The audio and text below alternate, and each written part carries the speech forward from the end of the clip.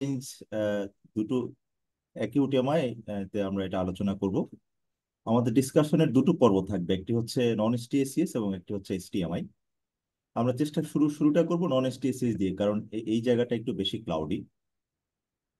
আমি প্রথমেই অডিয়েন্সদের কাছে কামরুল একটা পোল করবেন একটু।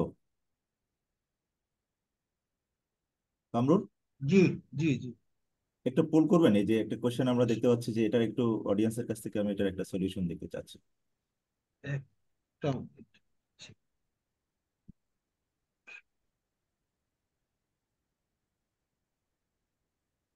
এর মধ্যে হচ্ছে 25 year female, severe shortness of breath এবং শ্বাসকষ্ট নিয়ে এসেছে এবং চেস্ট পেইন। এটা তিনটার মধ্যে অডিয়েন্স কোনটা চুজ করবে?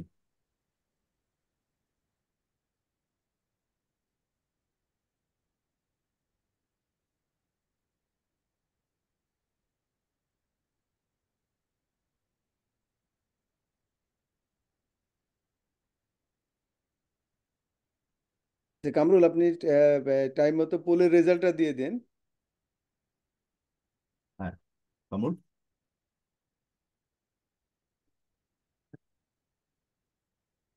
100% এ। ওকে।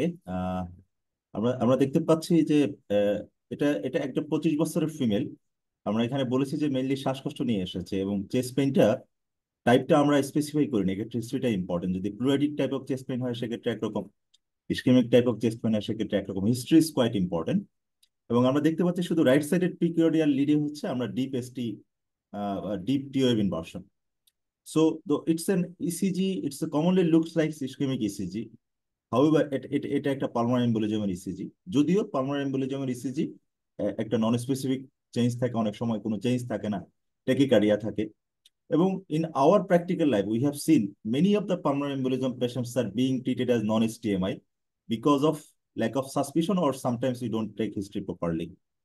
So this one is a, আমরা এটা আলোচনা করবো যে কি করে নন এসটিএমআই এবং নন এসটিএমআই মিমিক্স গুলো আমরা একটু কথা বলবো।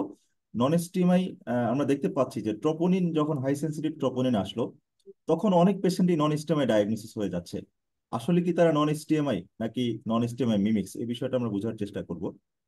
কামরুল, তার আগে কি আমি একটা কোশ্চেন করতে পারি? স্যার, জি স্যার। আচ্ছা, মানে in absence of the other features of the ECG features of the pulmonary embolism, particularly sinus tachycardia and RBB, এই স্যার, পেশেন্টের যে শর্টনেস অফ ব্রেথটা নন কার্ডিয়াক না এবং জুভেনাইল প্যাটার্ন টিউব না, এটা আমি ফার্স্ট পসিবিলিটিস কেন ধরবো না? কারণ এখানে ইসিতে কিন্তু there is no sinus tachycardia and and there is the incomplete RBBB. তো এটা মানে, কারণ সাইনাস টেকিকার্ডিয়া কিন্তু মোর দেন 90% ক্ষেত্রে থাকে in case G of the sir. Pulmonary embolism. আমরা যে classic S1 S3 Q3 T3 বলি, সেটা কিন্তু অনলি 7% ক্ষেত্রে 10% পাওয়া যাচ্ছে, ক্ষেত্রে, জি স্যার। কিন্তু 90%, মোর দেন 90% ক্ষেত্রে সাইনাস টাইকেটের থেকে।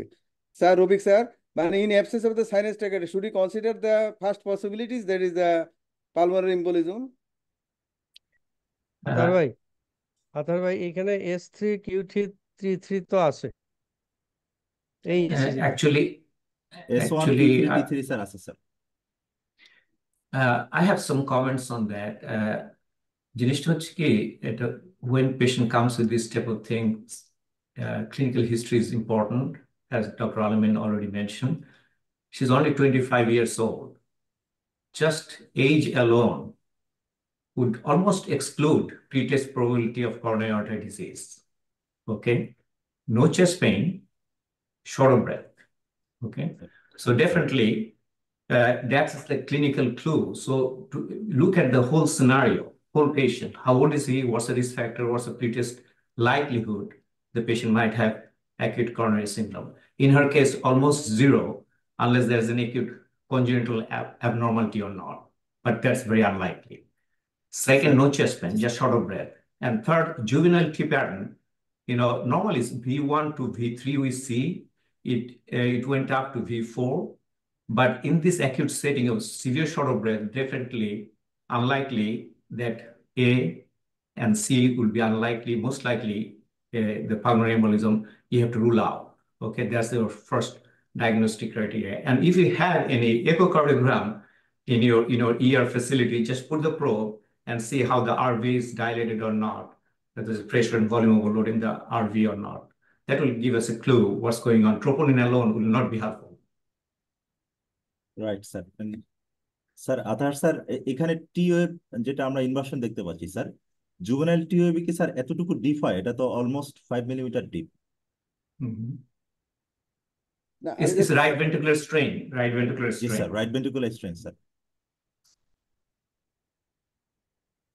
স্যার স্যার আমি নেক্সটে প্রসিড করলাম। শিওর শিওর, হ্যাঁ। আচ্ছা, এটা হচ্ছে 20 year female, fever, chest pain এবং শর্টনেস অফ ব্রেথ, এবং এবং এবং কার্ডিওলজিস্টের কাছে রেফার করা হয়েছিল due to raise troponin level. So এটা হচ্ছে 20 ইয়ার ফিমেল। এখানেও আমাদের 4টা ডিফারেন্সিয়াল আমরা নিয়ে এসেছি, যে নন এসটিএসিএস, মায়োকার্ডিটিস। কামরুল একটু পোলটা অন করে, নাকি এটাও আমরা নন স্পেসিফিক চেঞ্জ বলবো, নাকি জুভেনাইলিটি প্যাটার্ন বলবো?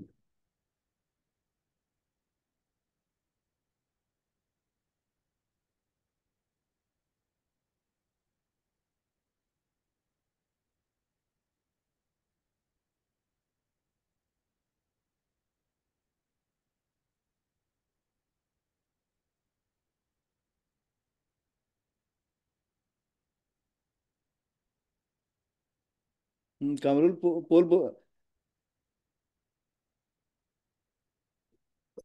বিএনসি জি sir. Competition B and C. আচ্ছা আচ্ছা স্যার, এটা হচ্ছে আহ, এটা একটা মায়োকার্ডিটিসের ECG given the clinical context, এবং এটা যে 20 ইয়ার ফিমেল, এটা হচ্ছে ইসকিমিয়ার একটা একটা একটা ডিসফেভারে পালমোনারি এম্বোলিজম একটা একটা জিনিস আসছে, কিন্তু স্যার এখানে ফিভার আছে এবং এবং already troponin raised. So this patients পরবর্তীতে ইকো করে এটা এটা কনফার্ম হলো যে this patient has actually global hypokinesia, dilated LV and all features of myocarditis.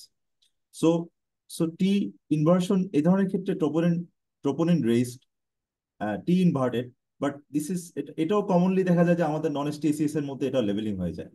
But given the clinical situation, this patient was actually Covid carditis patient.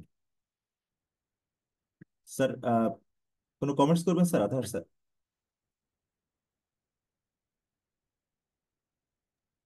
না আমার মনে হয় যে yes, this is consistent with your diagnosis, that is the myocarditis. The ECG changes are really consistent. G sir. Aziz ভাই?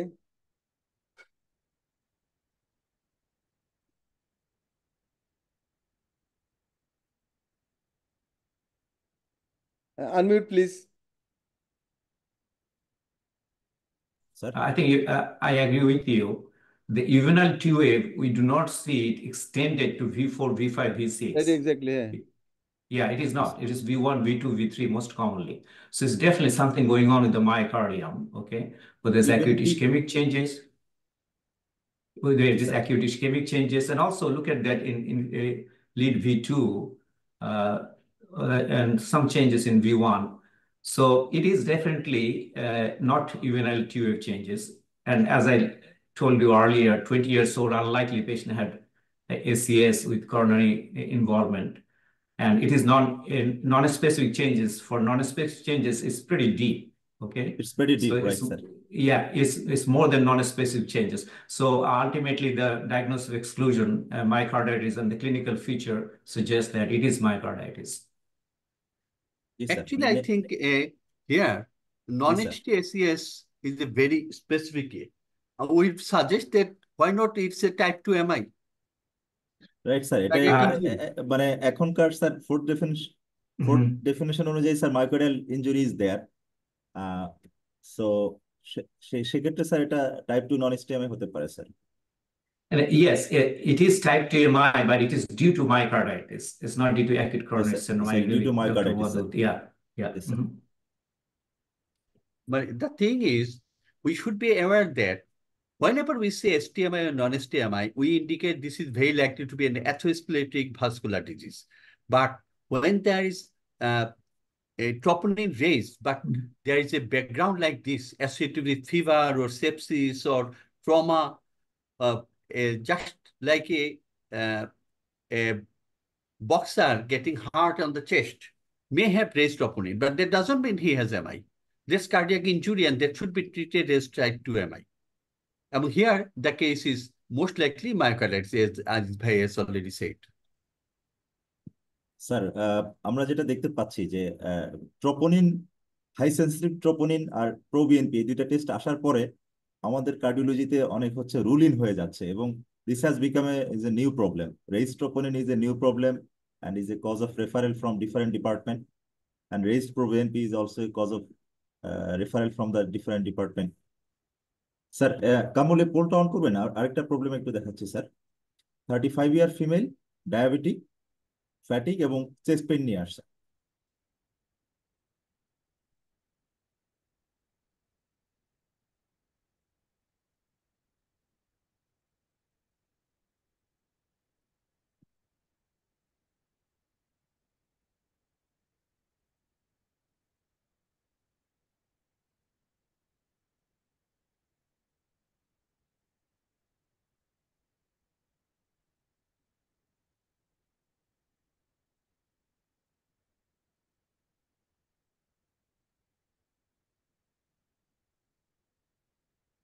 আমরা দেখতে পাচ্ছি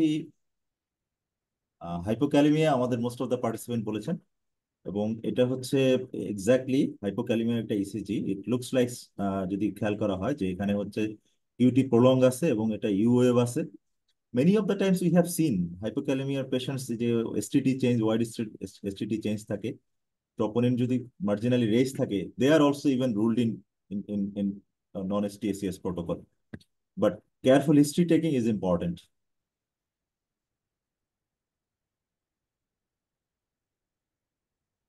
sir, Aziz sir কিছু বলবেন স্যার এটা নিয়ে?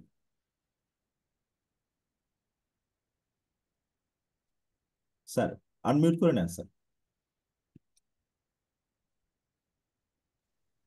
Now, I think I agree with that. The reason being, according to the choices, widespread ischemia could be, but not in this scenario. The question right now, unless the patient is severely anemic for a certain reason, there's a possibility, but not due to coronary artery disease, unlikely because of fatigue and chest discomfort that you have. But hypokalemia, that the components that you describe, prolonged QT and slight U wave, is more likely hypokalemia. I agree with that. কামল, আমাদের last আরেকটা case, একটু পোলটা on করেন। 60 ইয়ার mail, sorry প্রেজেন্টেশনটা থেকে চলে গেছে।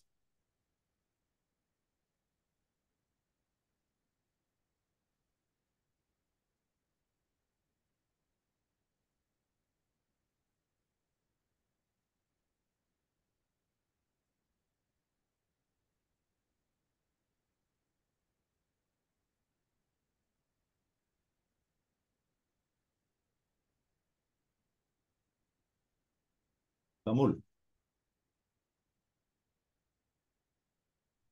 ওকে, আমাদের most of the participant, sorry, most of the participant এটার সাথে এটা এটা এলভিস বলবেন।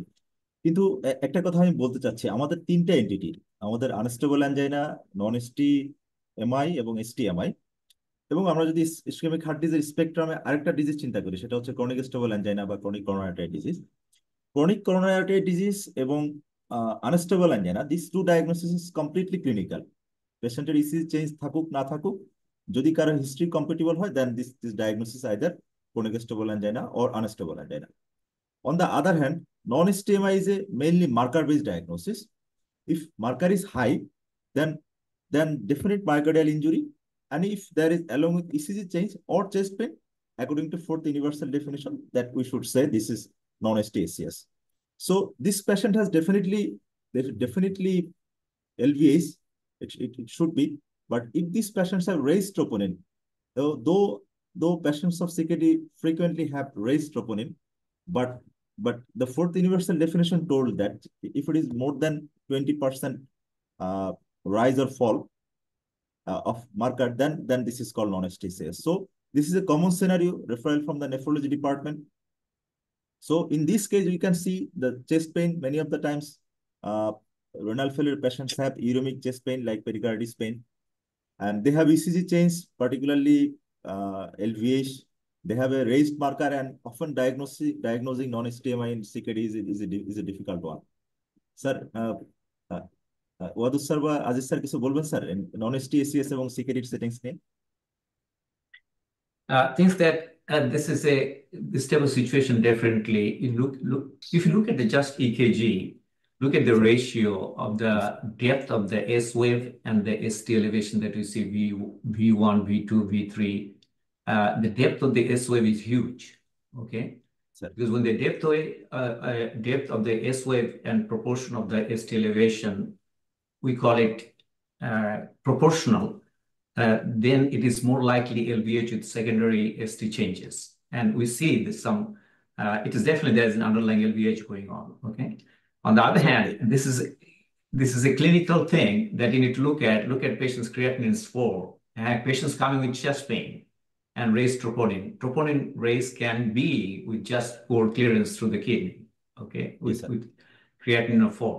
So it's not necessarily that it has to be ACS. Unless there's some other criteria belongs to that, and what are the risk factors on the patient, or the likelihood whether the patient had old EKG or not, you need to compare that. That will come into play to get better diagnosis. And you need to be careful to cap these patients. His creatinine is already 4 to give some dye, okay? So yeah, go ahead. Comment on that. Sir, this is a common problem. We cannot do angiogram Yes. of this patient. They have many of the times they have raised troponin manifold than baseline. And this is a complete, and many of these patients receives, sir. There is actually no definite cutoff point where you can say this is related to only raised creatinine, and where you cannot say this is the case of non-STMI happening in a CKD patient. And Yes, why sir. cannot we do angio? We are regularly doing it. The thing is, if the patient is already on dialysis, you don't have to worry about kidney. We are regularly doing PCI to these patients, doing the dialysis in the morning, and then in the afternoon, we're doing the angio and PCI. The next day, they're having another bout of dialysis. The patient is remain quite well and remains symptom-free thereafter during the dialysis. And if the patient has creatinine around 2.5, you can hydrate the patient, do the angio with minimum amount of dye, and you can do the PCI with specialist care. You know that very low contrast ECG, but no contrast PCI, that can be done with the help of IVAS. And they're doing it also in this country. So if you say that it cannot be done, this is not true. I cannot do it, but someone else is doing it. Yes, actually, let me make a comment on that. We did not say that it cannot be done. We should be careful to do it. You need to really look into that. What's the likelihood the patient has really due to ACS, right? Otherwise, there's a potential to precipitate. Patient is still not on dialysis. I don't see the history of that, but it's getting there, okay? It might have a stage 4 disease or it's still probably not on dialysis. I don't see the history here. But the question, right, in that situation, it makes complicated. Okay, and right, clinical sir. scenario is very a lot of borderline non-ST cases in CKD patients, sir. And this type of patients, this type of patients really is not semi-urgent. PCI is necessary. We prefer to do that if it's not really troponin is not rising precipitously. If it is flat troponin, it's not like huge rise and dome, then you know that it's probably ACS. If it is a flat rise and very minor change, then we prefer to do non-invasive stress testing, like nuclear imaging, okay? Then if the nuclear imaging doesn't show ischemia, then I would not prefer to cap this guy right now. I'll probably reserve it for the future, okay? Because if you have nuclear stresses doesn't show any significant ischemia, I'll probably leave alone with the medical treatment. But if it's significant ischemia, then you can take the risk, then we come to the patient. Yes, you need to give a dye test. There's a potential of worsening kidney function. But it is expected and reasonable risk taking. And that's the way I think probably better to proceed. Sir. So what are the ECG change of non-ST ACS? That is, could be transient ST elevation. Transient means I think it's less than 30 minutes.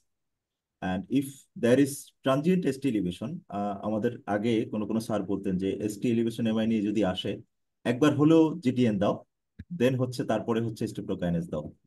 Anyway, বিশেষ করে যারা amphetamine বা ecstasy abuse করে বা যাদের হচ্ছে substance অ্যাবিউজের history আছে, তাদের কিন্তু ট্রানজিয়েন্ট ST এলিভেশন হয়, অনেক সময় এমআই হয়, যেটা সাস্টেইন করে না।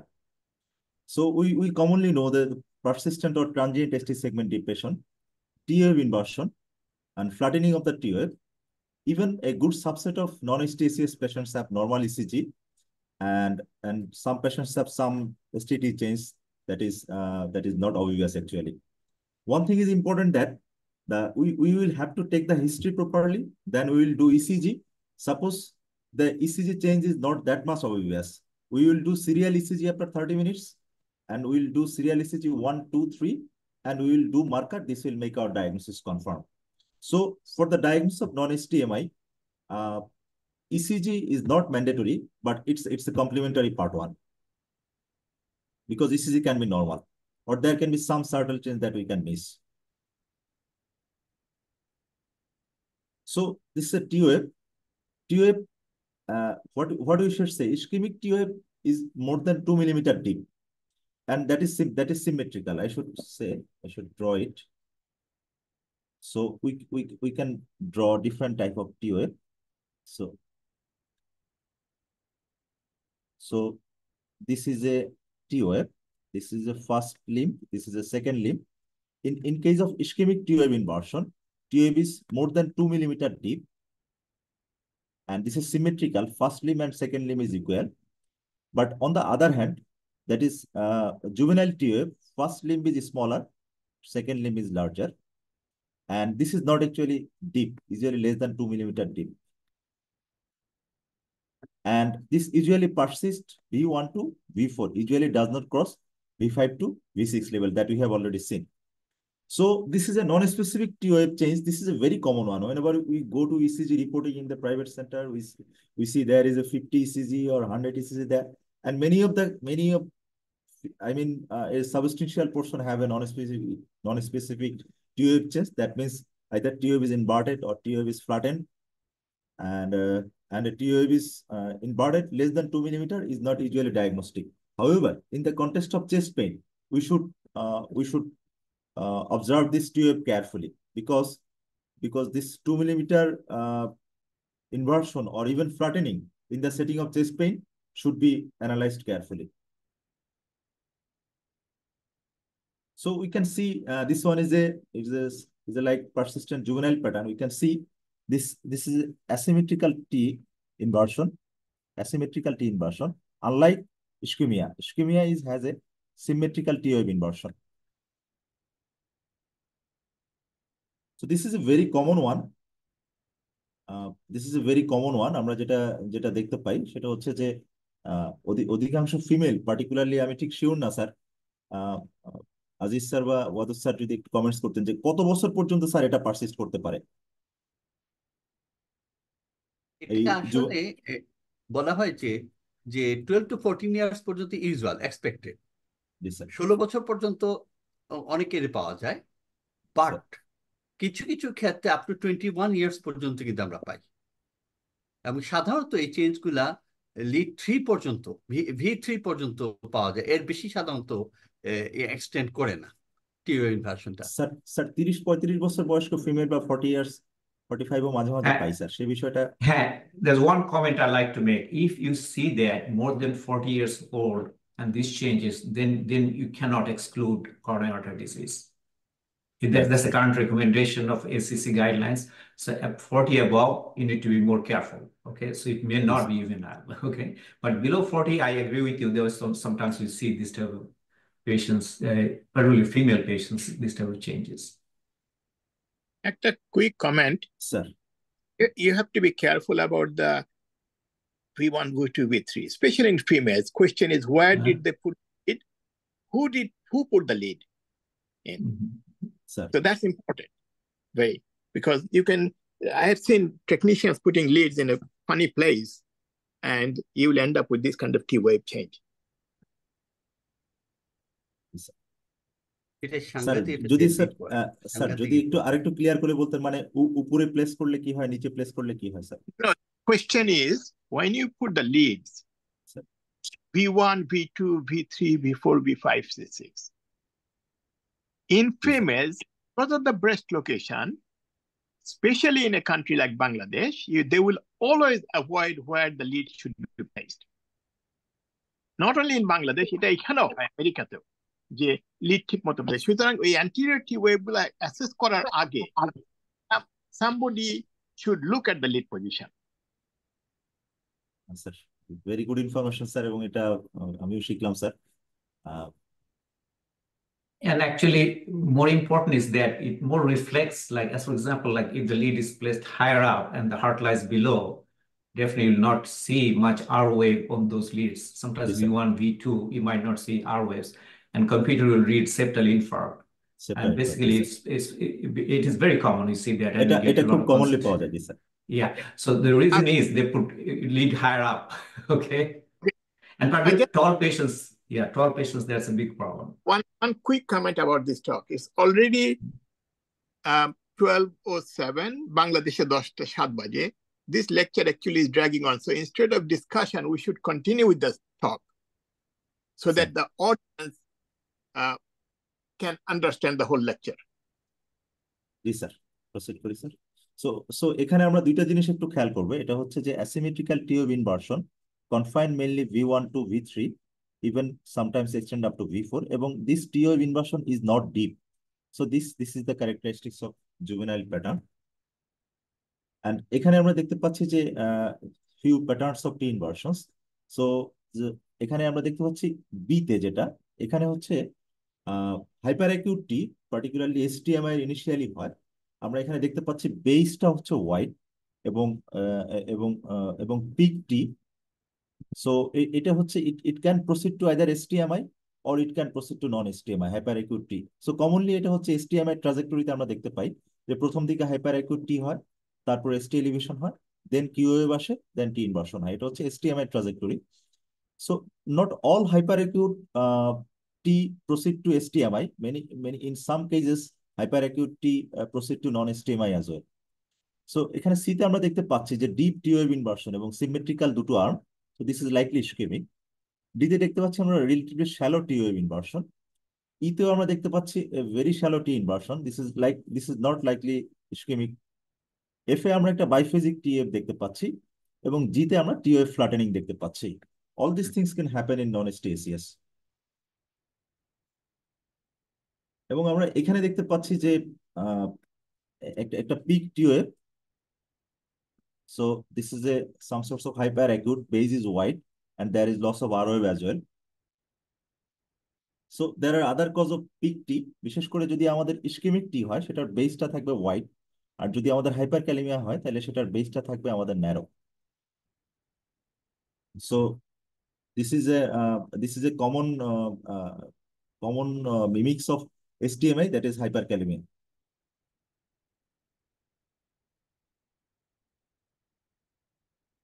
আচ্ছা, সো এই ধরনের এই ইসিজিটা খুব কমনলি দেখতে পাই আমরা, particularly V3, V4, V5, V6 এ টি ওয়েভ ইনভার্সন থাকে। এই ধরনের ইসিজি যখন নিয়ে আসে ক্লিনিক্যাল কন্টেক্সটটা খুবই ইম্পর্টেন্ট। পেশেন্ট যদি চেস্ট পেইন সেটিংসে আসে, আমাদের কয়েকটা ডিফারেন্সিয়ালস মাথায় থাকে, কিন্তু চেস্ট পেইন কন্টেক্সটে আসলে আমরা সবার আগে ইসকেমিয়াই চিন্তা করব। কিন্তু কিছু কিছু ক্ষেত্রে দেখা যায় যে ইনসিডেন্টালি পাওয়া যায়, কিছু কিছু ক্ষেত্রে দেখা যায় যে স্ট্রোকের পেশেন্টদের পাওয়া যায়। বিশেষ করে ইনসিডেন্টালি পাওয়া যায় এপিক্যাল এসিএম ভ্যারাইটি পেশেন্টের। অনেক সময় তারা ইনসিডেন্টালি ইসিজি করার সময় হয়, অনেক সময় তারা এফোর্ট ইনটলারেন্স বলে। But this should be analysed in the clinical context. এবং আমরা এখানে তিনটা ডিফারেন্সিয়াল চিন্তা করবো সবার আগে। একটা হচ্ছে ইসকেমিয়া, একটা হচ্ছে এপিক্যাল এসিএম, একটা হচ্ছে cerebral T, that is subarachnoid haemorrhage. This is deep T wave inversions, HCM, cerebral T, এবং যদিও pulmonary embolism it's a deep T. Particularly যদি পালমোনারি এম্বোলিজম হয়, সেটা আমরা দেখলাম যে সেটা সাধারণত রাইট সাইডের লিডগুলিতে হয়, V1 থেকে V4। আর এইচসিএম এ সাধারণত ল্যাটারাল লিডগুলিতে হয়, V3, V4, V5, V6। পেরিকার্ডাইটিসে usually deep T wave inversion হয় না, সেটাতে এসটি এলিভেশন হয় কনকেভ টাইপের। তবে মায়োকার্ডাইটিসের কিছু কিছু ভ্যারাইটিতে টিওএব ইনভার্সন নিয়ে আসে, যেটা আমরা দেখলাম। এবং সেরিব্রালটি, বিশেষ করে সাবঅ্যাকাউন্ট হেমোরেজ অর হেমোরেজিক স্ট্রোকে, this is quite common, and many of the times we get referral from neurology department for this weird looking ECG.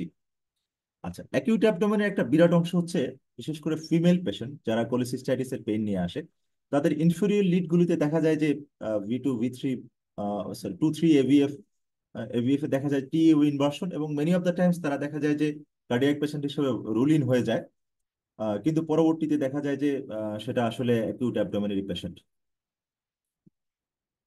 So Wellens is a very important type of non STACS, এবং দুই ধরনের ওয়েলেন্স আছে। এটা হচ্ছে বাইফেজিক। বাইফেজিক আমরা দেখতে পাচ্ছি এখানে, this is a biphasic T wave, this is a biphasic T wave, this is a very, and this is symmetrical deep to wave inversion. This is Whelan's type A, this is Whelan's type B, and this indicates 95%, 95% cases this has been related with proximal LED critical stenosis more than 90%. So অনেক ক্ষেত্রেই দেখা যায় যে আমরা টিওয়েভের change বলতে আমরা আমাদের এতক্ষণ যতটুকু আমরা বুঝলাম যে it can be ischaemia, it can be pulmonary embolism, it can be non specific T wave change, it can be hypokalaemia, it can be myocarditis, it can be pericarditis. আমরা হচ্ছে টিওয়েভ ইনভার্সন অনেকগুলো ইম্পর্টেন্ট জিনিস আমরা জানতে পারলাম, কিন্তু this all are primary change, that means the pathology are actually doing this change of T wave. But কিছু কিছু ইসিজি যেগুলো হচ্ছে, যেমন ধরেন আরভিইভি বা এলভিইভি, যেগুলির সাথে টিওয়েভ ইনভার্সন থাকে, this T wave are actually secondary T wave changes, this usually doesn't denote ischaemia. এর মধ্যে একটা কমন উদাহরণ, একটা এক্সাম্পল দেখাচ্ছি। এই ইসিজিটা হচ্ছে একটা প্রি এক্সাইটেশন ইসিজি। আমরা দেখতে পাচ্ছি এখানে এখানে short PR interval delta wave, এর সাথে টি ওয়েভ ইনভার্সন আছে, এবং কমনলি এটা বিশেষ করে রেসিডেন্ট এবং ফেলোরা যেটা করে সেটা হচ্ছে যে এখানে ইনফিউরিয়র এমআই অনেক ক্ষেত্রে অনেক সময় আমরা মার্ক করে ফেলি, but this is not actually an inferior MI. This T wave inversion is actually secondary T wave change. So ST elevation is a ST elevation non STACS এর পার্ট যদি এটা ট্রানজিয়েন্ট হয়, এবং আরেকটা ইম্পর্টেন্ট নন STACS এর component হচ্ছে ST depression. ST depression আমরা is a quite important things. ST depression can be different types. আমরা দেখতে পাচ্ছি planar ST depression, আমরা দেখতে পাচ্ছি down sloping ST depression C, আমরা দেখতে পাচ্ছি এখানে একটা ডাউন স্লোপিং, এখানে হচ্ছে কোপ ST depressions, এখানে হচ্ছে আপস্লোপিং ST depressions, এটা আপস্লোপিং ST depressions. This one suggests ischemia. This one suggests ischemia. This one suggests ischemia. This one actually plus minus. This one suggests ischemia. This one may or may not plus minus. This is actually unlikely. Upsloping ST depression is an যেটা আমরা commonly আমরা ETT করার সময় আপস্লোপিং ST depression পাই, এবং সেটা আমরা হচ্ছে usually যেটাকে আমরা যে পয়েন্ট বলে, এই পয়েন্টটা হচ্ছে যে পয়েন্ট, মানে সরি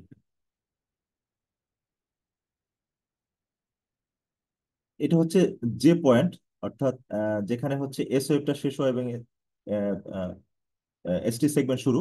এই যে পয়েন্ট ডিপ্রেশনটা more than 80 millisecond in case of ETT, অর্থাৎ ছোট 2 ঘর পরে থেকে আমরা এসটি ডিপ্রেশন হিসাব করি। সেক্ষেত্রে হচ্ছে বিশেষ করে ট্যাকিকার্ডিয়া সেটিংসে upsloping ST depression usually does not suggest ischaemia.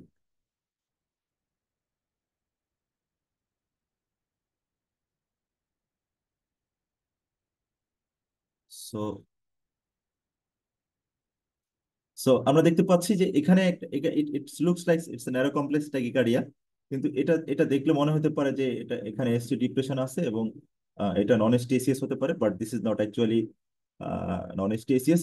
Even then যদিও এই ট্যাকিকার্ডিয়ার কারণে ট্রোপোনিনও লিক করে, অনেক সময় আমরা দেখেছি যে কেউ কেউ হচ্ছে জুনিয়র ফেলো, তারা হচ্ছে যে এই ধরনের পেশেন্ট ইভেন রিদম কনভার্ট পরেও রেইজ ট্রোপোনিনের কারণে অ্যান্টিইস্কেমিক থেরাপি পায়।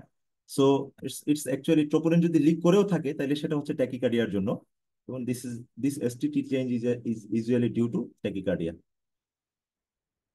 সো এটা একটা কমন মিস্টেক হয়, এটা নন এসটিএসিএস নাকি true posterior MI, there is a there may be debate, but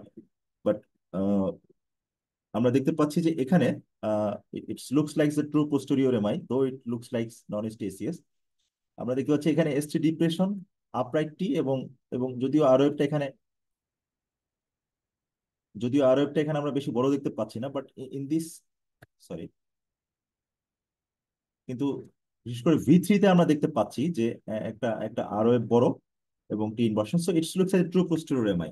maybe যদি কেউ অ্যান্ট্রিস্কিমিয়া বলে, কিন্তু আমরা হচ্ছে যদি পোস্টেরিয়র লিড প্লেস করি V7, V8, V9, সেক্ষেত্রে আমরা হয়তো এটা কনফার্ম হতে পারবো।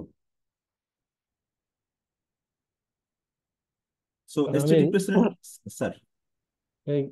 ABR is showing ST elevation in this ECG. Sir যেটা এবিআর, জি sir, aVR. So it raises the question of left main involvement. Sir We often find left main lesion with widespread STT depression G sir, হতে পারে and sir, G ST sir, elevation in ABR. G sir, Okay, please. G sir. So আমরা তাহলে হচ্ছে নন এসটিএসিএস পোর্শনটুকু শেষ করলাম sir. আজকে কি sir আর proceed করবো, নাকি আজকে এখানে থাকবে? এসটিএমআই যদি সম্ভব হয় আরেকদিন করি স্যার। আমার মনে হয় সেটাই ভালো হবে আলামিন। Thank G U sir, very much. আমরা রফিক স্যারের দুইটা কেস একটু শুনতে কেস পারি আছে, স্যার। হ্যাঁ আমার মনে হয় সেটা আমরা ইয়ে করতে পারি। আজকে যেহেতু একটা খুব নাইস এক্সেলেন্ট প্রেজেন্টেশন, পার্টিকুলারলি আজকের ইয়াগুলো ছিল খুবই বিউটিফুলি, মানে তোমার ইয়েটা ছিল খুবই চমৎকার। তো thank you very much for আচ্ছা শোনো, স্যার। Sir, sir, finish. ওই আমি তো ল্যাপটপ থেকে লগ ইন করতে পারতেছি না, কারণ ওই ওই যে meeting ID plus passcode is not working. Sir তো এই পাস টেল মার্কেট। স্যার তাহলে কি আপনার লেকচারটা আলামের কাছে পাঠিয়ে দিবেন sir? No, no, I can't do it, কারণ এখন তো আমার আবার ইমেল থেকে যে করতে হবে। না, তুমি এই আলামিন কন্টিনিউ করো, কারণ it's a good lecture. So unless you want to split it up. না তাহলে তাই করুক স্যার, ও জি কন্টিনিউ জি জি করুক। জি আলামিন। আপনারটা মিস স্যার, স্যার আমি তাহলে এসটিএমআইটা স্যার একটু শুরু হ্যাঁ করি ঠিক স্যার। আছে ঠিক আছে আলামিন, থ্যাংক ইউ ভেরি মাচ। হ্যাঁ কন্টিনিউ করেন।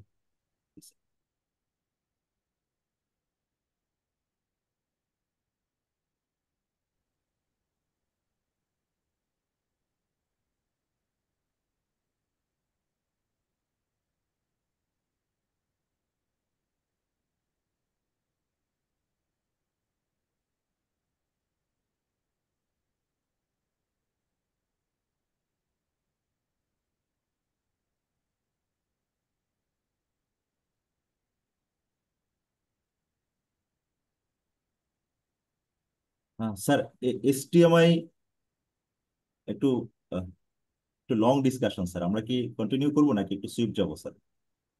আহ, না দরকার হলে আপনি ব্রেক ইয়া করেন, একদিনে ফিনিশ করতে হবে এমন কথা নেই। আমার মনে হয় যে স্যার আপনি স্টপ করে দিন আর কি, যখন মনে হয় যে it looks like it's become long. ঠিক আছে, আমার মনে হয় কি যে আপনি 10:30 10:40 এরকম পর্যন্ত কন্টিনিউ করেন আবার। জি স্যার, ও তারপরে নেক্সট, আর এটা নট নেসেসারি, এটা খুবই ইম্পর্টেন্ট ইস্যু, আমরা একাধিক দিন ডিসকাস করলে কিন্তু এটা মানে স্যার, ইয়ে হবে। জি স্যার। সো আমরা এখানে দেখতে পাচ্ছি যে আমাদের এখনকার যে ডেইলি লাইফস্টাইল, সেখানে হচ্ছে যে আমাদের যে কোনো মুহূর্তে আসলে হিরো থেকে জিরো হয়ে যাওয়ার সম্ভাবনা আছে বাই বাই এমআই। সো আমরা দেখতে পাচ্ছি যে we Uh, are hero, and within minutes we are becoming zero due to Amin, STMI. go for full show. Sir, ও sir full.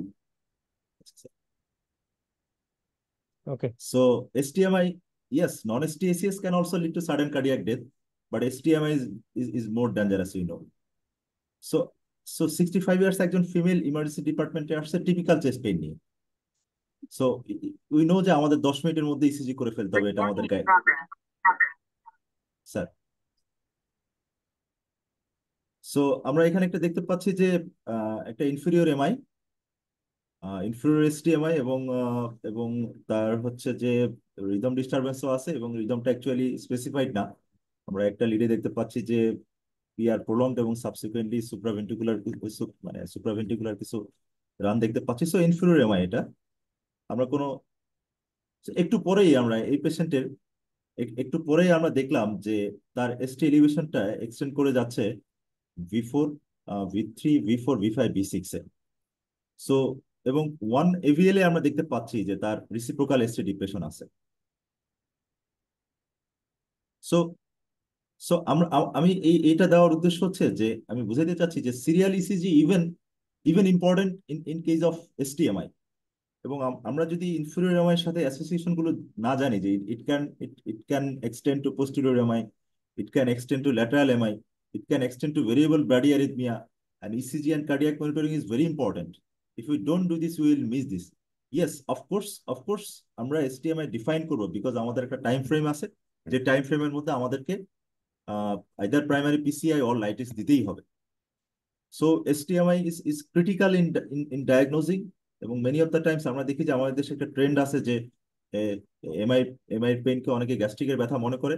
So doing an ECG is critical always. So আমরা যদি একটু ST elevation আসলে কিভাবে diagnosis করে, যদি 1 millimeter ST elevation in any lead except V2, V3 usually transition lead, এই লিডগুলোতে দেখা যায় যে এসটি এমনিতে একটু এলিভেটেড থাকে, এজন্য এই লিডগুলোতে আমরা লেভেলটাকে ভিন্নভাবে সেট করা। এবং পার্টিকুলারলি 40 ইয়ার্স কম কম যদি হয়, সেক্ষেত্রে হচ্ছে যে 2.5 মিলিমিটারের বেশি হচ্ছে V2, V3-তে, আর 40 ইয়ারের বেশি যদি হয় সেক্ষেত্রে 2 ইয়ারের বেশি। এবং এটা আমাদের প্রফেসর চৌধুরী মেশকাত আহমেদ স্যার সবসময় বলেন যে যখন স্ট্রেপ্টোকাইনেস প্রথম আসে তখন অনেক পেশেন্ট, পার্টিকুলারলি আর্লি রিপোলারাইজেশন প্যাটার্নের পেশেন্ট, তারা হচ্ছে স্ট্রেপ্টোকাইনেস পেয়ে যায় considering this criteria. So guideline has endorse this things very exactly, যে 40 বছরের নিচে V2, V3-তে কিছু এসটি এলিভেশন থাকতে পারে। সো বান্ডল ব্রাঞ্চ ব্লক থাকলে even this is more critical diagnosing MI. But আমরা একটা জিনিস যদি একটু খেয়াল করি যে বিশেষ করে লেফট বান্ডল ব্রাঞ্চ ব্লকে একটা ডিসকর্ডেন্স, এটাই হচ্ছে নর্মাল ইসিজি প্যাটার্ন। যদি আমরা কনকর্ডেন্ট পাই সেক্ষেত্রে হচ্ছে যদি 1 মিলিমিটারের বেশি এসটি সেগমেন্ট এলিভেশন থাকে, সেটাই হচ্ছে এসটিএমআই ইন্ডিকেট করে। ইটস সামহাট ক্লামজি, আমি একটু পরে এক্সাম্পল দিয়ে দেখাবো। পেস রিদমের বেলায় বান্ডল ব্রাঞ্চ ব্লকের ফর্মুলাই ফলো করা হয়। এবং একটু আগে জামিল স্যার যেটা চমৎকার পয়েন্ট আউট করেছেন যে এসটি এলিভেশন ইন এভিআর সবসময় দেখতে হবে, পার্টিকুলারলি যদি আমাদের অনেকগুলো লিডে এসটি ডিপ্রেশন থাকে। এবং ST elevation in AVR and ST depression in other lead indicates either left main coronary artery disease or triple vessel coronary artery disease. So ST segment আসলে আমরা কোনটুকু আমরা সবাই জানি যে ST segment হচ্ছে যে পয়েন্ট থেকে শুরু হয়, এবং ST elevation বলতে যে পয়েন্ট এলিভেশনটাকে মিন করে। এবং আমরা জানি যে STMI মানে হচ্ছে কমপ্লিটলি আর্টারিটা ব্লক হয়ে যায়, পার্শিয়াল ব্লক হলে সাধারণত নন ST ACS হয়। এবং বিভিন্ন প্যাটার্নে ST এলিভেশন থাকে। একটা সময় ছিল যখন হচ্ছে ST elevation with concavity upwards, যেটাকে বলা হতো যে এটা সাধারণত পেরিকার্ডাইটিস হয়, এটা STMI তে হয় না।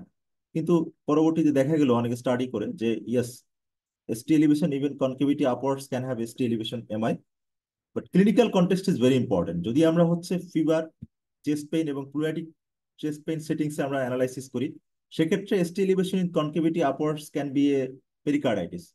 বাট কারো severe chest pain with autonomic features, সেক্ষেত্রে ST এলিভেশন যে শেপেরই হোক আমাদেরকে এটা STMI বিষয়টা মাথায় রাখতে হবে। আমরা বিভিন্ন শেপের ST এলিভেশন দেখতে পাচ্ছি। এর মধ্যে সবগুলোই হচ্ছে এখানে এখানে সিগনিফিকেন্স ক্যারি করে। বাট দ্যার ইজ এ স্টাডিতে বলতেছে যে ST এলিভেশন যত বেশি, পরবর্তীতে তাদের ট্রপোনিন লিক তত বেশি, মায়োকার্ডিয়াল ড্যামেজ তত বেশি। So ST height is important. এবং একটা প্যাটার্ন আছে টম্বস্টোন প্যাটার্ন, এটা আমি যদি একটু ড্র করে দেখাই, অনেকটা STMI এরকম হয়ে যায়, যেখানে ROF এবং ST সেগমেন্ট অলমোস্ট সেম হয়ে যায়। এটা হচ্ছে সবচেয়ে খারাপ STMI এর মধ্যে। এবং এটা নিয়ে এখনো ডিবেট আছে যে রিসিপ্রোকাল ST ডিপ্রেশন অনেক সময়, বিশেষ করে আর্লি রিপোলারাইজেশনের সাথে আমাদের ডিস্টিংগুইশ করতে ডিফিকাল্ট হয়। বিশেষ করে ইনফেরিয়র লিডে ST উঠে উঠে মনে হচ্ছে, কিন্তু we are not sure this is due to early repolarisation or due to STMI। তখন আমরা খেয়াল করি যে রিসিপ্রোকাল এসটি ডিপ্রেশন আছে কিনা 1 AVL। যদি রিসিপ্রোকাল এসটি ডিপ্রেশন 1 AVL এ থাকে, this is very likely inferior MI. সাধারণত সাধারণত লিম্ব লিডে রিসিপ্রোকাল চেঞ্জ গুলো ভালো বোঝা যায়। চেস্ট লিডে রিসিপ্রোকাল চেঞ্জ বোঝা যায় কিনা আমি বিষয়টা ক্লিয়ার না, এটা যদি স্যাররা কেউ কমেন্টস করেন। স্যার,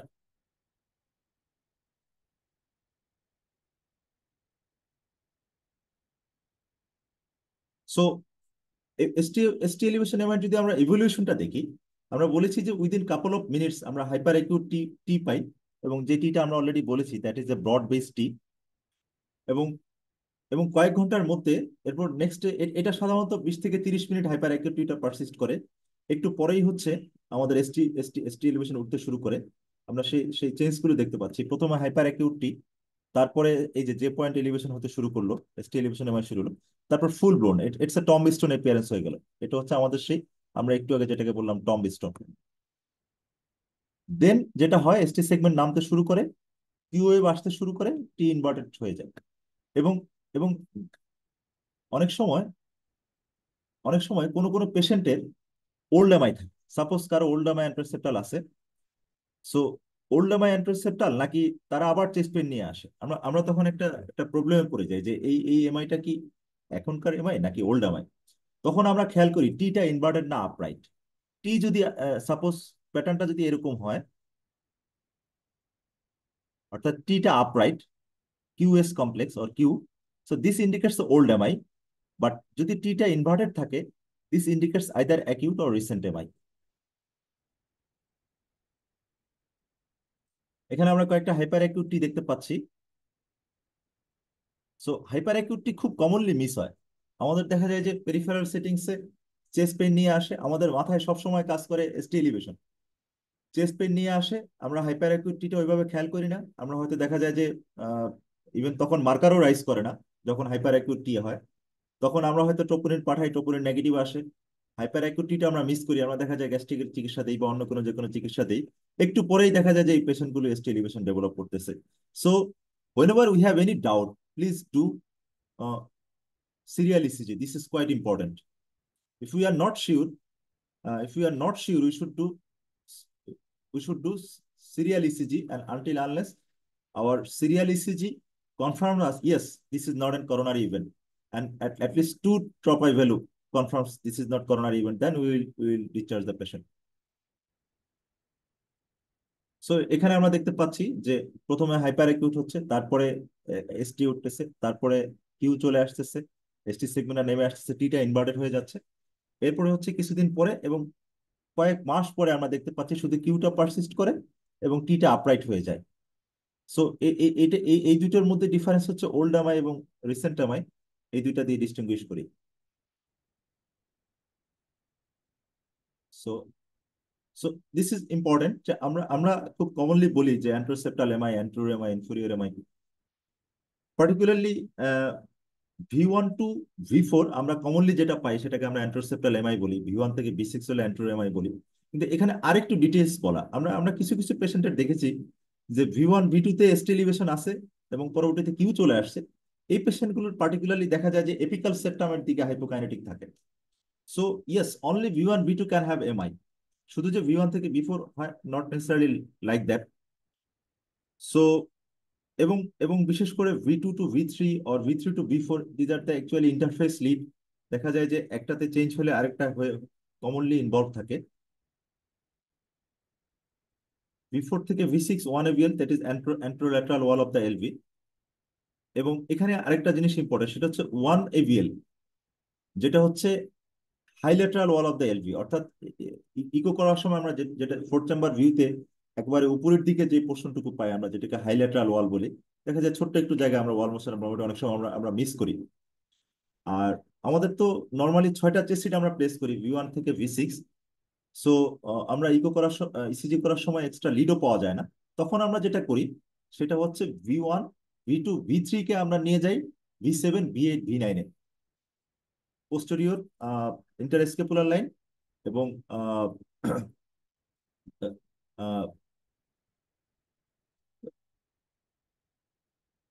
আচ্ছা, এটা আমরা দেখতে পাচ্ছি যে এখানে আমি অ্যাগেইন নোমেনক্লেচার গুলো আবার একটু রিমাইন্ড করছি যে 2-3 AVF ইনফেরিয়র, এবং বেশ কিছু কম্বিনেশন আমরা দেখতে পাই যে 1 AVL হাইল্যাটারাল, V1 থেকে B4 anteroseptal, B5 B6 1 AVL, it could be lateral or অ্যান্টেরোল্যাটারাল।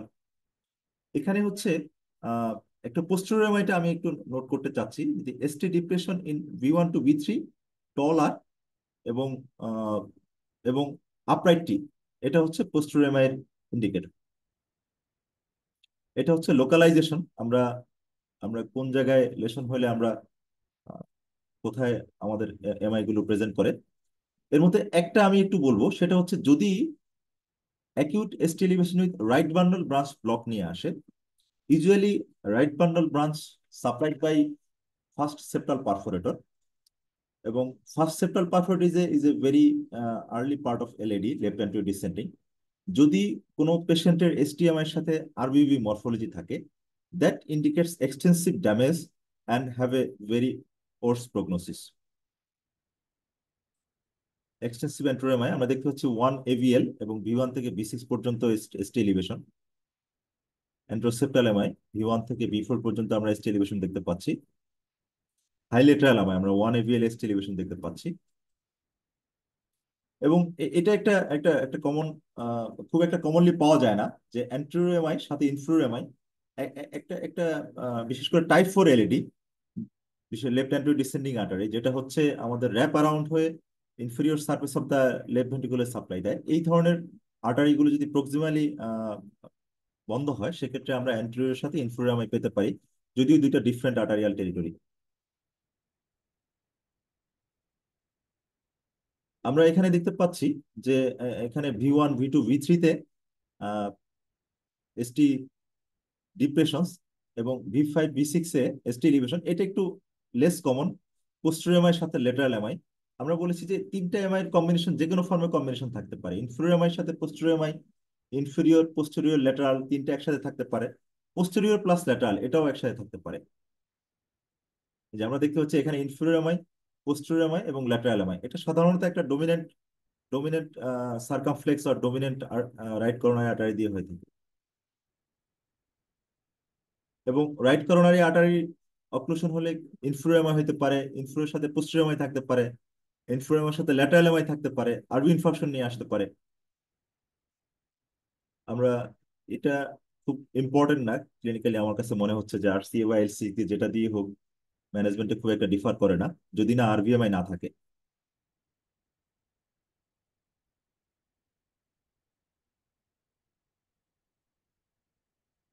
অনেক সময় ইনফেরিয়র এমআই এর পেশেন্ট সাধারণত ছোট একটু মায়োকার্ডিয়াম ড্যামেজ থাকে, যার কারণে এলভিএফ ডেভেলপ করার কথা না, কিন্তু তার ইনফেরিয়র এমআই পেশেন্টটা আমরা দেখতে পাচ্ছি এলভিএফ ডেভেলপ করছে। তখন আমরা খুঁজি যে ইনফেরিয়র এমআই এর সাথে পোস্টেরিয়র এক্সটেনশন আছে কিনা। যদি দেখি যে এই ইনফেরিয়র এমআই এর সাথে পোস্টেরিয়র এক্সটেনশন আছে, যেটা অনেক সময় হচ্ছে আমাদের 12 বিট ইসিজিতে আমাদের মিস হয়ে যায়, সেটা হচ্ছে পোস্টেরিয়র লিড প্লেস না করলে আমরা অনেক সময় মিস করে ফেলি। বাট ইনফেরিয়র এমআই এর পেশেন্ট যদি ফেলিউরে থাকে, তাহলে আমাদের দুই তিনটা জিনিস চিন্তা করতে হয়। একটা হচ্ছে যে এই ইনফেরিয়র এমআই এর সাথে পোস্টেরিয়র এক্সটেনশন আছে কিনা, অথবা এই ইনফেরিয়র এমআই এর কারণে কোনো এমআর ডেভেলপ করলো কিনা, যার কারণে হচ্ছে পেশেন্টের হার্ট ফেলিউর ডেভেলপ করেছে। আমরা জানি যে ইনফেরিয়র এমআই এর সাথে প্যাপিলারি মাসল ডিসফাংশন কমন এবং এমআর কমন। সো আমরা এই পোস্টেরিয়র এমআইটা এটা এটা আমরা যে এমআই গুলো মিস করি, আরভিএমআই, পোস্টেরিয়র এমআই, এগুলো আমি একটু বারবার দেখানোর চেষ্টা করছি যে একটা বিশেষ করে V1 V2 V3 তে টল আর ডিপ হরাইজন্টাল এসটি ডিপ্রেশন এবং আপরাইট টি, এবং এটা যদি আমরা মিরর ইমেজ করি, জাস্ট উল্টা পাশ থেকে দেখি, তাহলে আমরা দেখতে পাই যে কিউ ওয়েভ এসটি এলিভেশন এবং টি ইনভার্সন। এজন্য এটাকে মিরর মিরর মিরর ইমেজ বলে।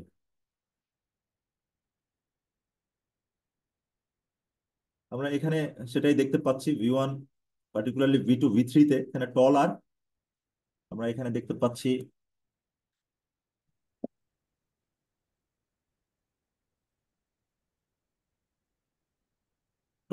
টল আর এসটি ডিপ্রেশন এবং আপরাইট টি।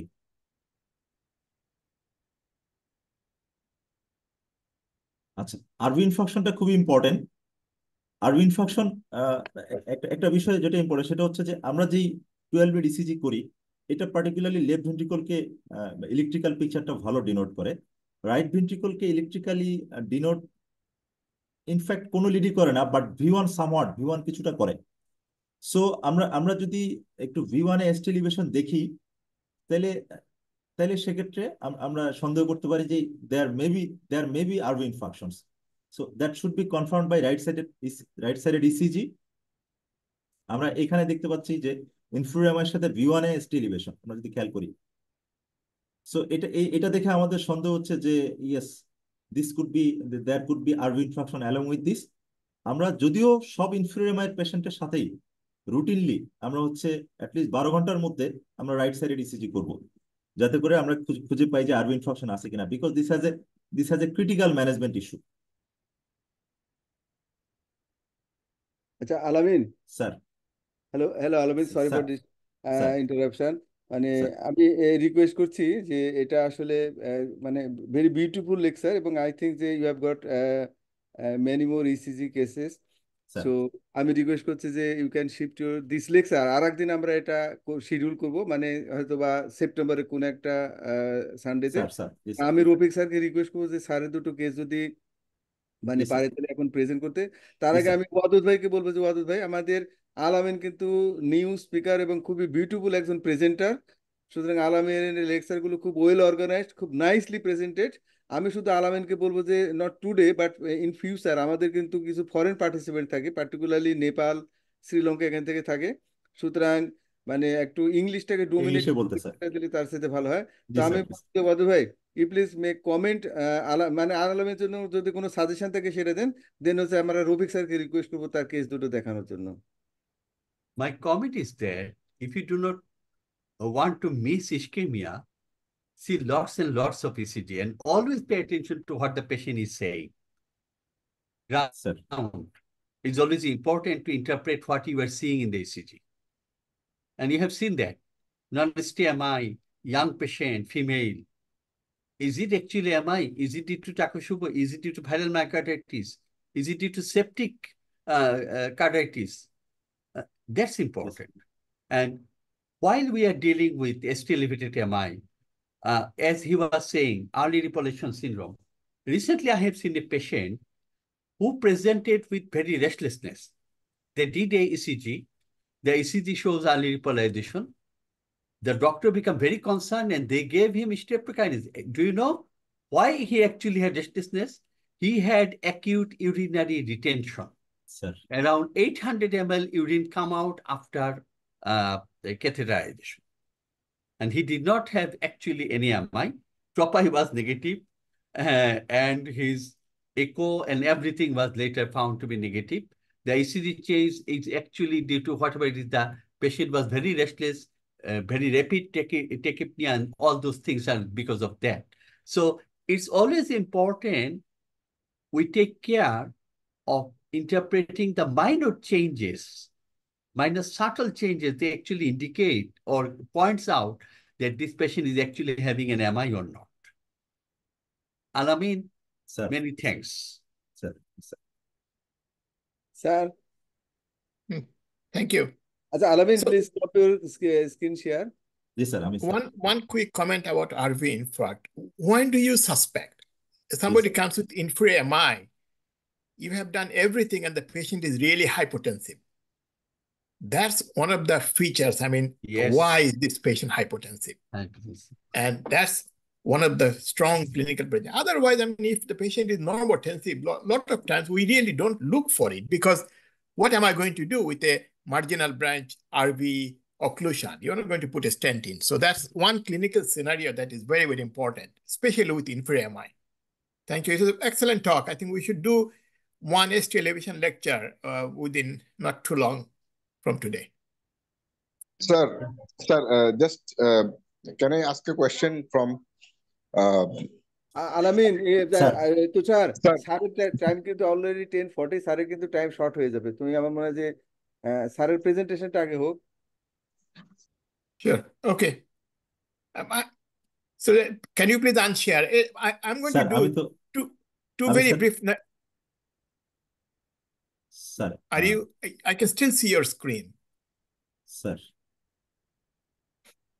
স্যার এখন আমি হচ্ছে স্যার, তুমি এই স্ক্রিনটা অফ করো। স্যার স্যার এই যে করতেছি স্যার, হয়েছে sir?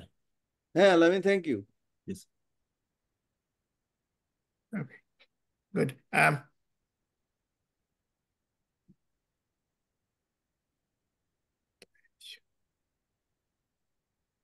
So I'm going to do two very brief case.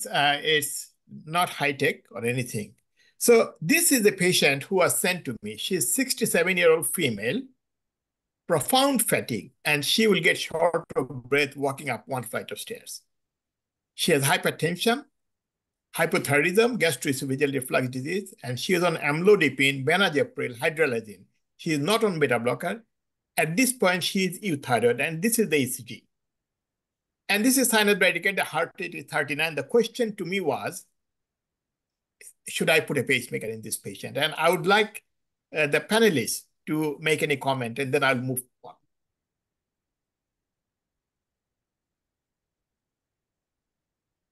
Sir, Athar, Wadud. Sir, if this is the symptomatic bradycardia, and possibly this symptomatic bradycardia indicates the chronotropic incompetence, so the pacemaker is indicated. Okay, so what information do you want from this patient? And does the patient have OSA, symptoms of OSAs, sleep apnea? No sleep apnea. What is her TSH level recent? TSH normal. So she's at this point, she's euthyroid, but this is the heart rate. It's a 39 beats per minute in my office. Sir আমরা কি আর কোনো Holter বা ETT এগুলো কিছু করে দেখতে পারবো sir, নাকি? Okay, sure. So this is her old ECG, and that's what I did. I looked up. So this is, if you look at November 22, heart rate 44, October 2012, heart rate 40, and April of 2006, heart rate 44. So I pulled up all her ECG. She has always been in bradycardia. So the point that you made, so I said, well, maybe if I increase the heart rate, the patient will benefit from it, will get, patient will get better. But I had no proof of that. So what I did, I put this patient on a treadmill. The cardiac monitor we did a cardiac monitor before, average heart rate 60, but this is what happened. She exercised 1 minute 39 seconds, and she stopped because she was very short of breath. Her peak heart rate was 139 beats per minute, which is 90% of age prediction maximal heart rate. The question is, will you put a pacemaker in this patient?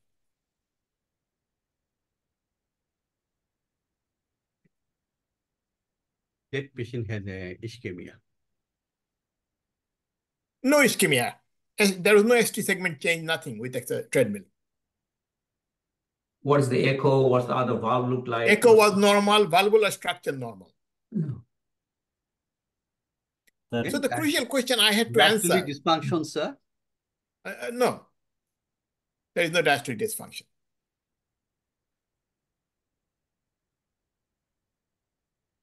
So what I did, to me the question was, does this patient need pacemaker? And my answer was no. She is chronically bradycardic.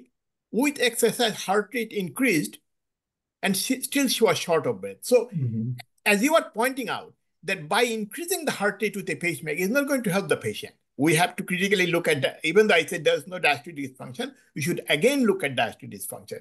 Maybe do a nuclear stress test.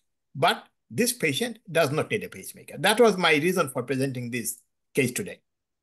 That pacemaker is not going to help this patient because with exercise, heart rate increased, but she was still symptomatic. But as you were pointing out, look at the diastolic function, look at the patient's body weight, what would ask the question, does the patient have sleep apnea? All those things have to be addressed. But no, she's not a candidate for pacemaker. Sir, does she have any sort of depressive disorder that make her feel like? No, she was fairly very much with it, and she actually told me that, look, my heart rate has been always low, and the doctors are worried about that I may need a pacemaker.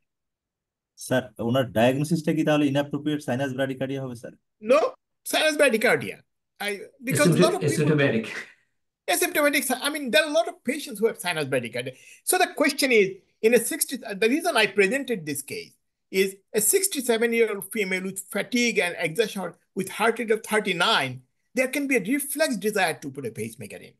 But that should not be the case. We need to look at the thyroid function. We need to look at what happens when she exercises. If the heart rate increases and she is still symptomatic, that means heart rate is not the problem. The problem is somewhere else that we need to find out. Maybe she just doesn't exercise. Like if somebody doesn't exercise, they will become deconditioned and they will not be able to exercise. And the fatigue, as you pointed out, the depression can be a symptom of fatigue. And some people get fatigue just for nothing. So I'm going to move to the next case. So this is an 82-year-old male. He didn't have much symptom. He was sent by the primary care physician because of this ECG. And in the ECG, you can see that it is atrial fibrillation. Rate is 71 beats per minute. He has history of coronary artery disease, stent in 2000 and 2019, hyperlipidemia, metoprolol 50 milligrams BID. And initially, so the question is, what to do with this patient? Echo was normal, TSH normal. This is his ECG in 2019, which showed sinus bradycardia. I want can we put up a poll, please? So the question is, what is this patient's CHA2DS2-VASc score?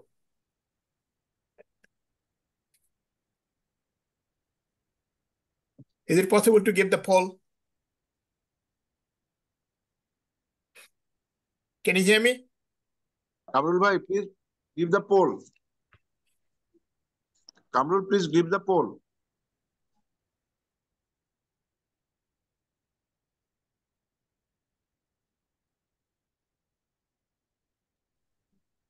Kamrul bhai, are you listening me?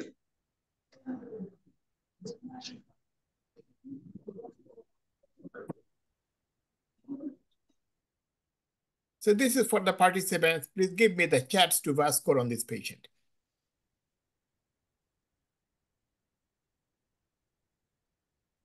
And you can see that we have the history of the patient on the top.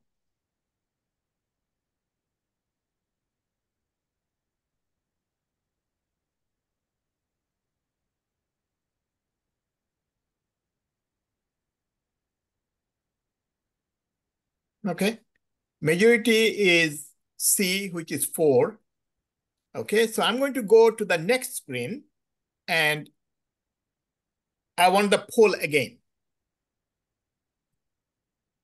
So this is, I have put CHA2DS2-VASc score. I'm glad that you answered that question. And so now I have given the numbers. Congestive heart failure 1, hypertension 1, age over 75 2, diabetes 1, all those. Can you repeat the poll again? Now, for the same group.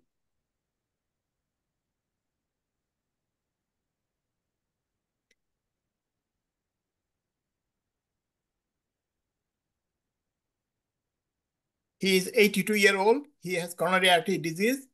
He has hypertension. So what is the CHA2DS2-VASc score?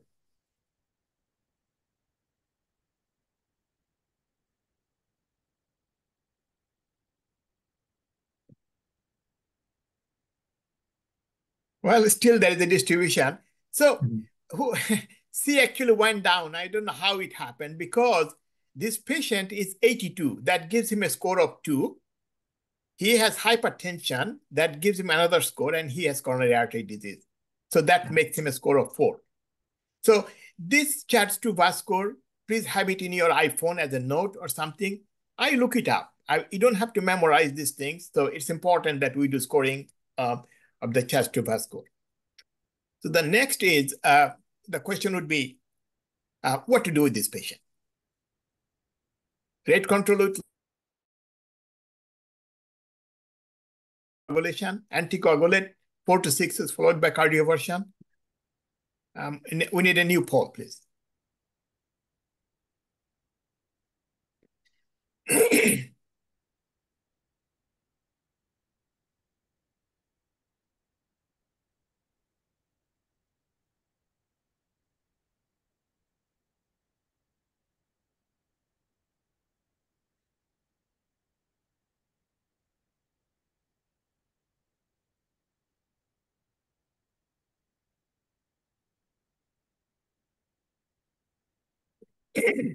Kamrul poll.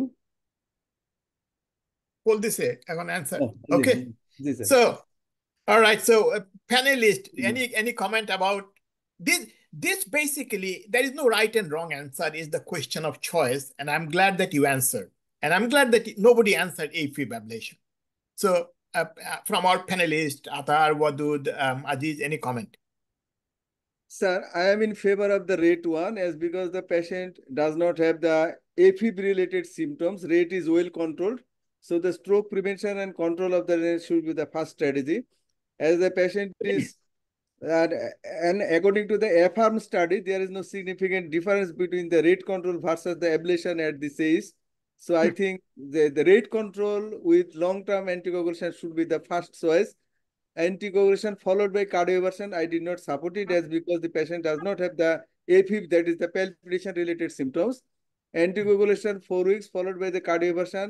Yes, this may be an option when the patient will be symptomatic because of the higher rate, but the rate is well controlled. So, sir, as because the rate is well controlled, so rate control with long-term anticoagulation will make no difference with the ablation for the long-term management. Okay. All Wadud? right, I have comment. Okay, Dr. Wadud আপনি বলেন তারপরে।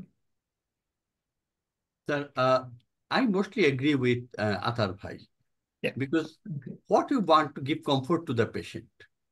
And if that the strategy as Atar Bhai has stated, if that works out well for the patient, I'll go with it. Okay. If the patient is still symptomatic, then I will think of something else. And one thing is that if the patient have a recurrent stroke or anything like that it develops, then we may consider occluder device for the appendage. Okay. Aziz? I think the patient is asymptomatic, and you need to look at the age, what's the functional status of the patient. I'd like to get some EF on this patient, just Normal. to, okay. Then probably rate control with long-term anticoagulation is fine. The reason is if the EF was low, then it makes a different equation. As you know that atrial fibrillation begets atrial fibrillation and heart failure, and particularly in the setting of a low EF, it will get worse over time. It gets more dilatation of the atrium, mitral annulus gets bigger, and more heart failure, more regurgitation is going to come. But you need to look into what's the age of the patient, what's the functional capacity of the patient. If the patient is asymptomatic, 82 years, 84 years old, I'll probably leave him alone. But if the patient has long-term longevity, EF is low, then I might be a little bit more aggressive. Sure. With the mind, Yeah. I think that was what we discussed with the patient. And the patient says, yes, Dr. Ahmed, I want anticoagulation rate control because rate is already controlled. But he came back a few weeks later. He said, I want cardioversion. His girlfriend is 25-year-old. Okay. So that puts a twist to this. And so what I did is that after 4 weeks of anticoagulation, because he came back, I did cardioversion on September. This is 20th September. Now, 5 days later, he comes back with this ECG. Now he's symptomatic. It's very interesting. Atrial fibrillation patients, when they're in AFib, they cannot tell the difference. But once you have converted them for a few days, they now can tell the difference. Because before, for those 7 days, he felt a little bit better, and there was no sensation in the chest, which previously he ignored. Now he comes back after 6 days of cardioversion with this again. So I want the poll again. So what shall we do?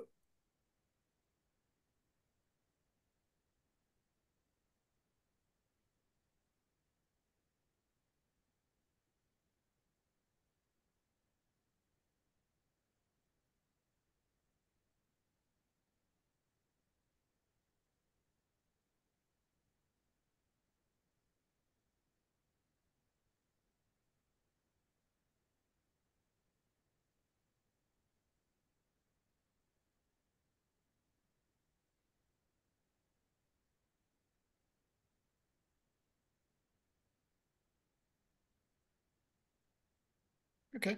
So I think, again, these choices, we could convince the patient to continue with rate control with anticoagulation. Atrial fibrillation ablation, because the patient had recurrence and this heart rate is so well controlled, the ablation is not a minor procedure. I did not think about it. But what the patient did, she said, Dr. Ahmed, I really want cardioversion. And so what I did is I put the patient on sotalol. So the question is, patient said, Dr. Ahmed, I want antiarrhythmic drugs and I want cardioversion. So that now I have a choice. I'm giving you choice of these medicines that we can choose from. And which would you use before you cardiovert this patient? And other question is, before you send somebody for ablation, it is a good idea to see if they can maintain sinus rhythm. So traditionally what we do, we give them antiarrhythmic to see if they have ability to maintain sinus rhythm for a period of time, especially somebody who has been in AFib for more than a year. So now the question is, can you give the poll, please? I have a choice of 4 medicine. Which one are you going to use on this patient? Dofetilide is not available in Bangladesh, but it's a class 3 drug. You can give a choice, but all other 3 are available in Bangladesh. Poll, please. And the patient has coronary artery disease, right? Patient has coronary artery disease. Can you give the poll?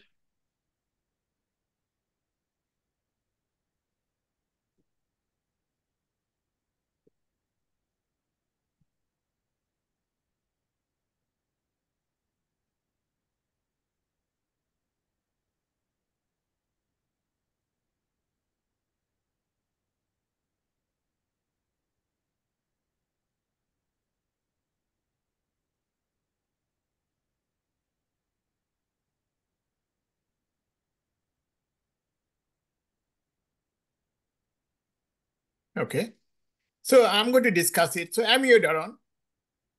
Second was flecainide. And third choice was sotalol. Sotalol and flecainide equal distributed.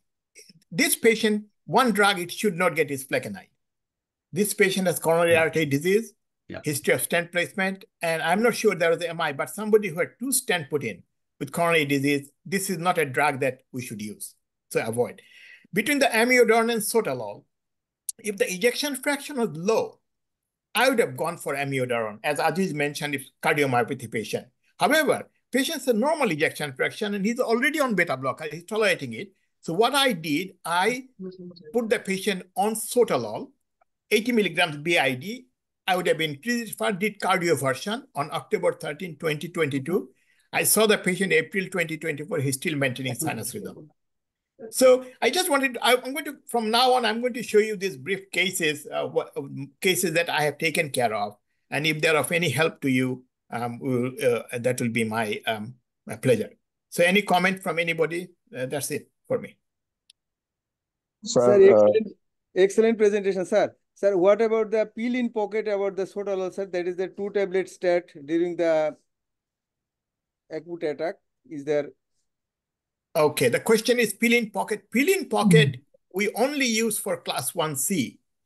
Sotalol, as a matter of fact, when we start sotalol, we admit the patient to hospital to do sotalol load, because when you give sotalol, and if they can become bradycardic, they can develop torsade. Second thing they can do is that when patient convert from AFib to sinus rhythm, if they have a significant pause on sotalol, they are more likely to develop prolonged QT with torsade. So there will be no pill in pocket for sotalol. Absolutely not. We don't do that. And I have one comment on that. I think since you cardioverted, put the patient on sotalol, and the patient doesn't have baseline. I'm not sure though, initially when you cardioverted the patient, and probably this is the one also after cardioversion, the heart rate is on the low side. So whether we need to monitor the patient, at least random, like 24 Holter later on, whether the patient gets severely bradycardic or not. She's 80 up years old. And whether, because as I mentioned to you, if bradycardia happens, then the good chance of having torsade, prolonged QT. Sure. Yeah, no question. So that's why we go up on the sotalol. He's doing very well. And that's the other part that Aziz mentioned. If somebody becomes bradycardic, heart rate below 50, you have to be careful with sotalol. But this patient is a very reliable patient, and we did ECG. Once we discharge patient from after cardioversion, we bring them back routinely in 7 days to get an EKG. And if necessary, we will do a Holter to see if there is any significant bradycardia, especially somebody is on sotalol. Sir, Thank you. So thank you for your for nice elaboration of the ECGs and your decision making. I just want to ask a question from the learner's point of view that in case of inferior MI with RV infarction, we frequently give saline infusion, Yes. bolus saline infusion, but we don't give saline in case of left ventricular failure. So what is the basic difference in these two patterns? If you don't, yeah, I can comment. In RV infarct, RV is not pumping, it's just a conduit now. And what you are doing is by giving fluid, you are trying to maintain pressure. I mean, you have to give a lot of fluid. A lot of these patients go into heart failure. And even then the blood pressure. Any comment on that? Yeah, I think that the main difference is that when you have more left ventricular involvement, okay, when you have left ventricular dysfunction with the LV infarct mostly, then you need to be careful in the fluid. That I agree, because you already have LV dysfunction there. But on the RV involvement, as Dr. Rafiq Ahmed mentioned, that it's a conduit, right? Your ejection fraction, cardiac output depends on the preload. And the RV is already, infarcted, ballooned. Balloon means getting bigger, weaker. So it cannot pump the blood to the left side, through the lung. It cannot. So you need to give some fluid to get more preload so they can have more cardiac output and more preload on the left side and filling on the left side, and then you'll have at least maintain the cardiac output. That's the reason fluid is given on the RV infarct, to keep the adequate amount of fluid coming to the left ventricle, because otherwise your pressure is going to drop. And make sure in RV infarct never give nitroglycerin. It's going to drop the blood pressure much, because nitroglycerin causes venous pooling, further drop in the preload. So you need to be extra careful with the nitroglycerin. Not extra careful, should not be given. One of the things, Tushar, we used to see a lot of these cases before primary angioplasty, because you are not fixing the right RCA and you are not doing. So after primary PCI, we don't see that many cases. Like we used to get cases with infra MI, really high potency. We would give like liters after liters of fluid without really improvement. But primary angioplasty has changed the whole thing. Thank you. So the question was asked because of the many trainees and the aspiring cardiologists or the medicine trainees.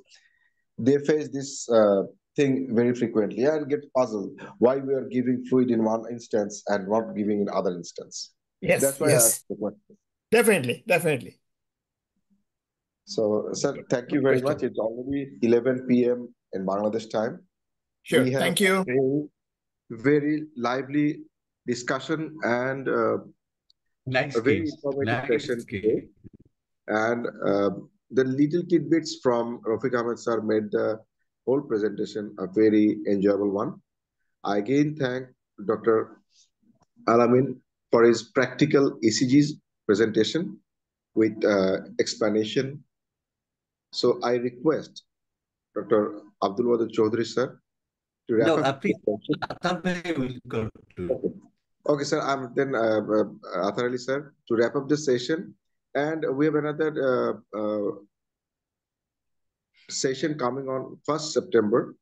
Professor Chaudhary Hafiz Hassan sir will deliver this lecture. Before that, I'd like to request Dr. Athar Ali sir, Professor Athar Ali sir, to conclude the session and having his remark. Now we can conclude the session, and really we enjoyed the whole things, particularly Al-Amin's presentation was excellent, and excellent, nice tips from Rafiq sir. Really, thank you, sir, for this excellent presentation today's 2 ECGs. And I will request you to give some tips like this, sir, almost every day. That is actually practical in our daily practice, sir. Sure. Thank you. Thank you, sir. Thank you, everybody. And one thing we must say that with this all changes, Beximco Pharmaceuticals helped us technically to bring this presentation on. Wadud sir.